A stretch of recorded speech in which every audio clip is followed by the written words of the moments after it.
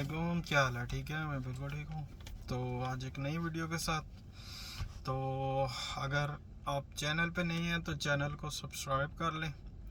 और आज की वीडियो है, अगर आप बहरीन में आ रहे हैं, मतलब वीज़ा अप्लाई कर लिया है या करने वाले हैं या किसी और गल्फ़ कंट्री की तरफ मूव करना चाहते हैं, तो आपकी सैलरी के हिसाब से कितना तक खर्चा हो जाता है मंथली के हिसाब से।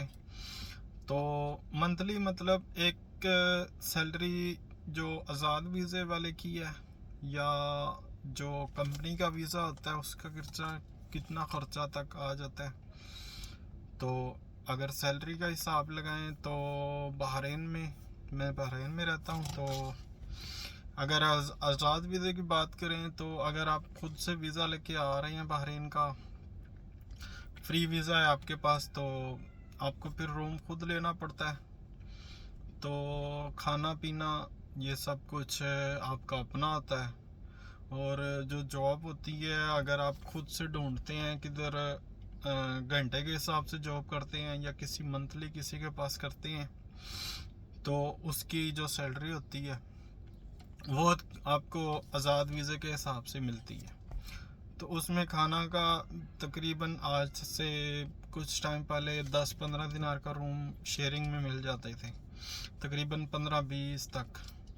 तो अभी थोड़ा महंगा हो गया है। शेयरिंग में भी अगर आपने रहना है तो तकरीबन 20 से 30 दिनार कोई अच्छा रूम है, मनामा के अंदर है या गुदेबिया के अंदर है, किसी के साथ शेयरिंग कर रहे हैं, तो तकरीबन 35 दिनार तक आपको तकरीबन एक बंदे के ऊपर आ जाता है। मतलब एक रूम के अंदर अगर 4 आदमी हैं, 5 हैं, तो उस हिसाब से वो सबके ऊपर डिवाइड होता है। तो खाने का अगर आप घर पे खाना बना रहे हैं सब आदमी मिलके, तो तकरीबन 20-20 दिनार आपका खाने का खर्चा आ जाएगा।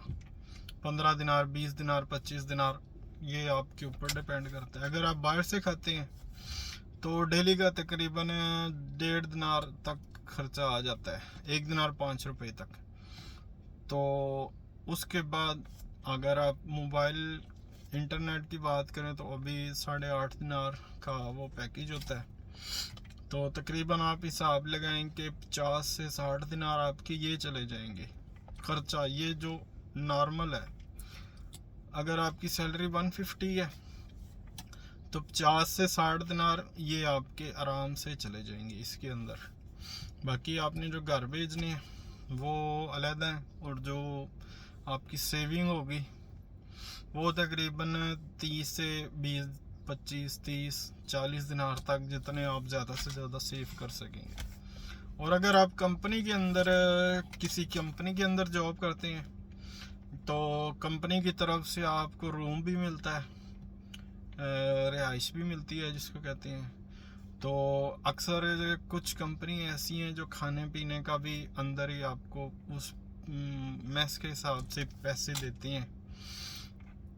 तो रूम ये है कि रूम आपको मिल जाता है वहाँ पे कंपनी में अगर आप जॉब कर रहे हैं तो खाना पीने का कुछ कंपनियाँ एक्स्ट्रा सैलरी के साथ देती हैं खाने का।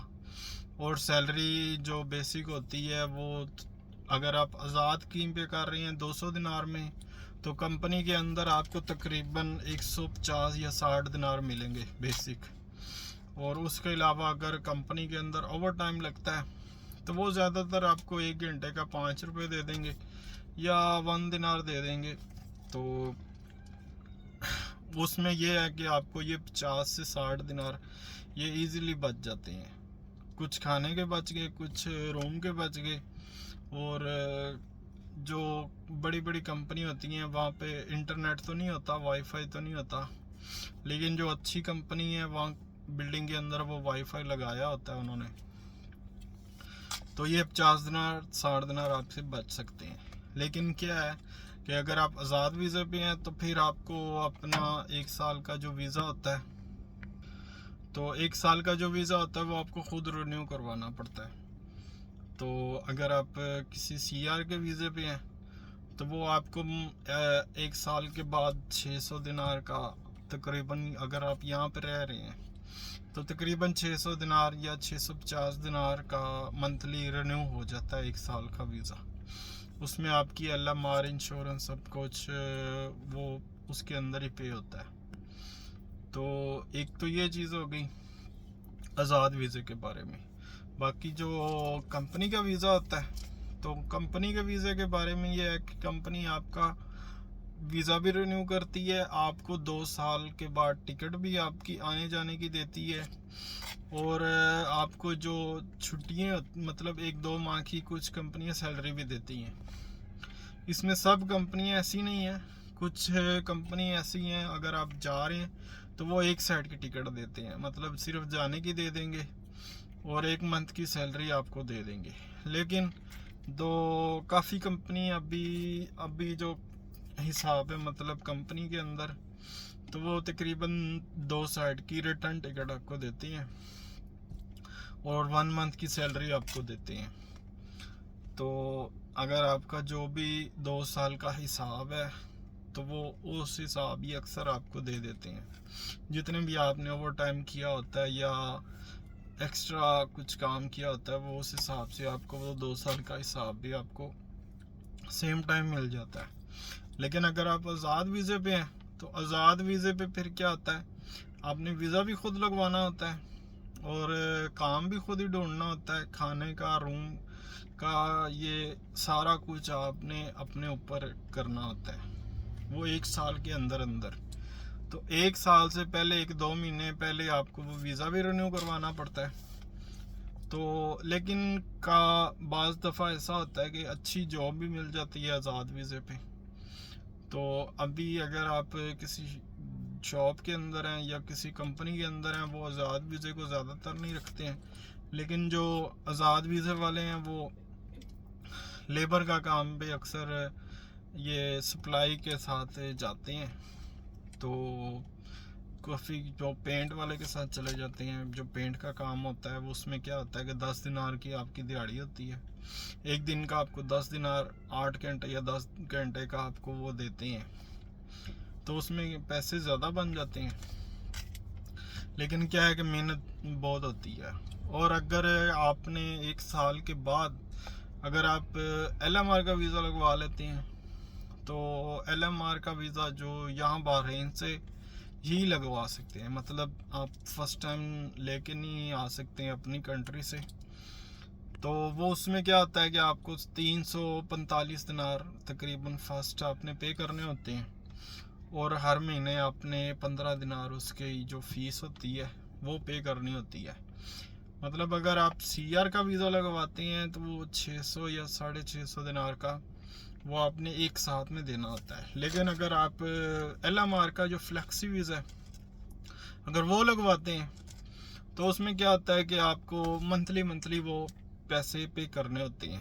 फर्स्ट टाइम 345 होता है, लेकिन वो जो 1 साल के बाद आपने रिन्यू करना है वो वीज़ा फ्लेक्सी वीज़ा, फिर आपने उसमें जस्ट आपने 180 दिनार तकरीबन हैं तो वो फीस पे करनी होती है, और 5 दिनार कार्ड के होते हैं।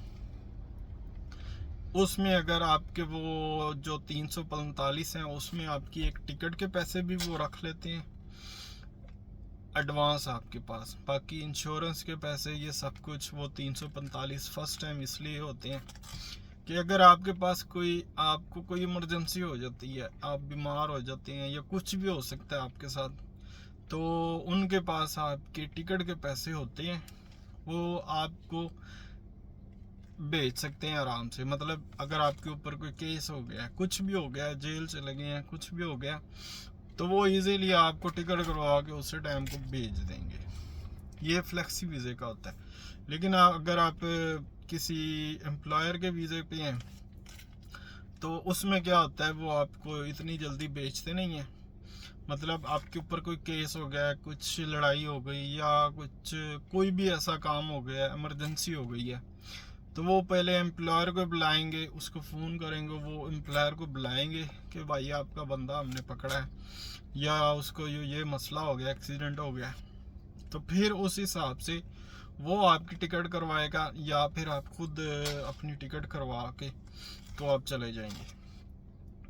तो तो अगर आप हाउस ड्राइवर के वीज़े पे हैं, जो काफ़ी दोस्त हाउस ड्राइवर के बारे में पूछते हैं कि वो जॉब कैसी है, तो उसमें क्या होता है कि हाउस ड्राइवर की जॉब में काम तो अच्छा होता है। मतलब एक घर के अंदर आपने ड्राइविंग जॉब करनी है, तो वहाँ पे आपको खाना भी मिलेगा, आपको रूम भी एक सेपरेट दे देते हैं, कुछ अच्छी फैमिली होती हैं और गाड़ी भी उनकी होती है, सब कुछ। लेकिन उसमें क्या है कि आपकी ड्यूटी जो होती है उसकी कोई टाइमिंग नहीं होती।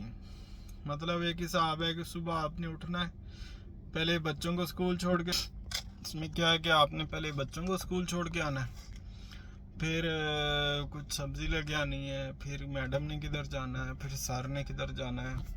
तो ये करते कराते तकरीबन आपका सारा दिन इसमें चला जाता है। फिर बच्चों को लेके आना है वापस, फिर शाम को किसी ना किसी ने बाहर जाना है, आना है जाना।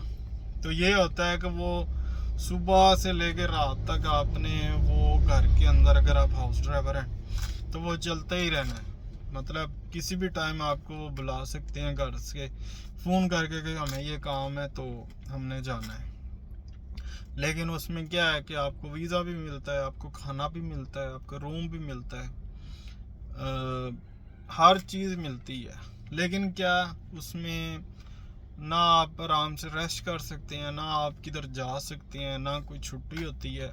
तो ये बड़ी टफ ड्यूटी होती है तकरीबन हाउस ड्राइवर की। तो काफ़ी लोग कर रहे हैं, मतलब अभी भी कर रहे हैं काफ़ी कुछ, यहाँ पे भी बहरीन के अंदर भी कुछ ज़्यादा नहीं है, लेकिन काफ़ी लोग ऐसे हैं जो अभी भी कर रहे हैं यहाँ पे। तो ये सऊदीया में ये चीज़ ज़्यादा है, मतलब हाउस ड्राइवर जो हैं वो काफ़ी हैं। तो बहरीन के अंदर इतनी फैमिलीज हैं लेकिन बहुत कम है। और इसके अलावा अगर आप ड्राइवर हैं तो मतलब अपनी गाड़ी लेके चलाते हैं, तो किसी कंपनी के अंदर हैं तो उसके अंदर भी अच्छी आपकी इनकम हो सकती है। मतलब अगर आपके पास हैवी लाइसेंस है तो उसकी सैलरी भी अच्छी मिल जाती है। और काफ़ी जो कंपनी वाले हैं वो हाउस ड्राइवर जो हैवी ड्राइवर है उसको सैलरी भी अच्छी देते हैं। ये हैवी ड्राइवर की बात करें तो बेहतर है कि आप आज़ाद वीज़े पे रहेंगे तो ये आपकी बेसिक जो चीज़ें हैं इतने पैसे आपके लगेंगे। अगर आप कंपनी के अंदर रहेंगे तो वो फिर कंपनी के अंदर एवरी मंथ यही हिसाब रहेगा। लेकिन आज़ाद वीज़े पे हैं तो फिर आपको काफ़ी बेनिफिट मिल सकते हैं, मतलब कि आपको किसी अच्छी जगह जॉब भी मिल सकती है, या आपकी मंथली हर महीने में किसी अच्छी जगह काम भी मिल सकता है। तो मैंने भी तकरीबन 6 साढ़े 6 साल किसी कंपनी के अंदर ही काम किया है। तो कंपनी के अंदर ये होता है कि आपकी जितनी सैलरी फिक्स है वो फिक्स ही रहनी है। अगर आपका खुद का काम है तो उसमें आप जितने पैसे कंपनी से एक महीने के अंदर कमाते हैं वो तकरीबन आप 10 या 15 दिन में भी कमा सकते हैं। लेकिन खर्चे सारे आपने खुद करने पड़ते हैं, आपने वीज़े, खाना पीना सारा कुछ खुद करना पड़ता है।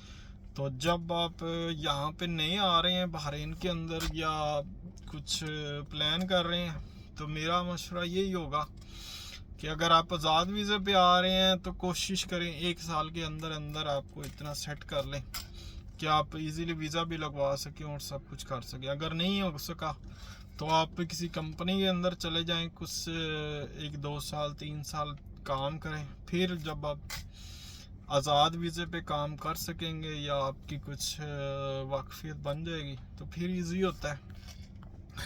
लेकिन आज़ाद वीज़े पे अभी काम तो मिलता है लेकिन काफ़ी और भी टेंशनें होती हैं।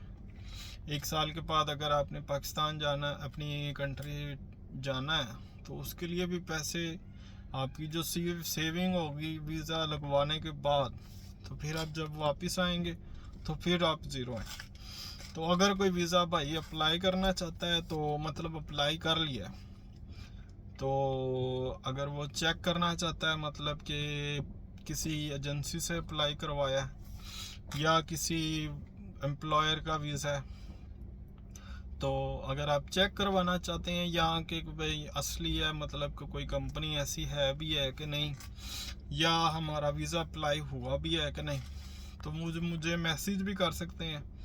तो मुझे कमेंट कर दें अपनी कंपनी का नाम या कुछ कहीं से भी आपने वीज़ा अप्लाई किया हुआ है, तो वो मैं इंशाल्लाह ज़रूर आपको चेक करके बता सकता हूँ, इतना मैं कर सकता हूँ। और अगर आपने वीज़ा चेक करवाना है, मतलब आपका वीज़ा अगर इन प्रोग्रेस में है, तो आपके पास अगर एप्लीकेशन नंबर है तो एप्लीकेशन नंबर से भी चेक हो जाता है कि वीज़े में मतलब कितना टाइम लगता है। वैसे तो 1 मंथ लगता है, तो फिर भी अगर आप मेरी कुछ हेल्प लेना चाहें तो आप मुझे कमेंट कर सकते हैं। वीडियो अच्छी लगी हो तो ज़रूर लाइक दबा दें। Thank you so much.